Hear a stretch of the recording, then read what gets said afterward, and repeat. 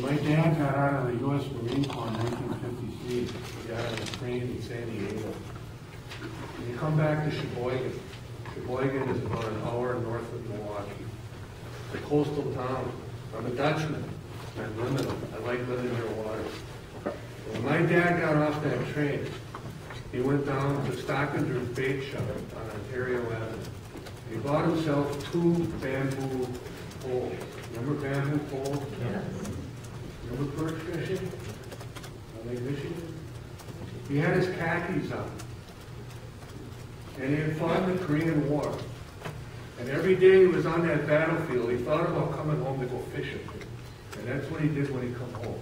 And he was a young man. And he went down there and he got a bucket of shiners.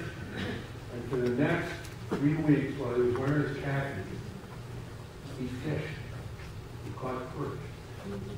And if you remember perch, you've got green bars and very, very orange fins. And I have memories of him as a little boy looking at them in the sink and cutting them. Because I love to cut fish. And this went on. And when he didn't catch perch, he had a bucket in his pocket and he'd go down to the shanty. He had your nets rolled out there. And he would buy himself a whitefish. He'd bring that whitefish home and he would feed that to my mother. And about a year later, I was born. So I'm made of fish. Okay? And I'm made of deer meat. And now I'm made of wild rice. So let's go ahead to 2013. We've got this, the Indians call it a wendigo, a cannibal monster that is threatening our way of life. There's no question.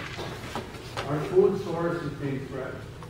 When you were talking down in Madison last week, and I appreciate your fighting spirit, I went to the Red Cliff Natural Resources Department and I talked with 2 people there. I talked with Sarah Roboleski and with Brian Bainbridge, who's traveled to. And we talked about this threat. And here's what they told me. You build that mine, and I don't use the words of reality. I say, if you build that mine, whether it's on my shift or whether it's on my grandchildren's shift, within 2 years, that tailings pond will leak, and it's going to kill that wild rice. That's what's going to happen. You're going to attack our food supply that keeps these little babies strong and that cures diabetes and that we use in our naming ceremonies and we use at every sacred feast. You're going to kill that food that grows on water, which is why the people are here to begin with, and it's why I'm here to begin with. And furthermore, to power this project, you'll have to build another coal-fired generating plant. You're going to need 300 megawatts of electricity. This current production in Ashland produces about 30 megawatts. It could go up to 70. And according to my elder, Joe Rose,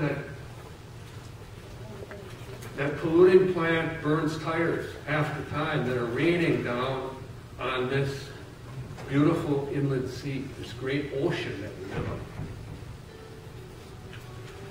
So that's what they told me. The sulfides in this deposit will increase the methylization of mercury. So that every Indian kid and every white kid that's born along this rim is going to be feeding on that mercury-contaminated fish. And that is going to affect them. And it was something that Walt Brezett warned us about. Repeatedly. And I'm carrying that message from Macoos. That's who I am. So that's going to happen.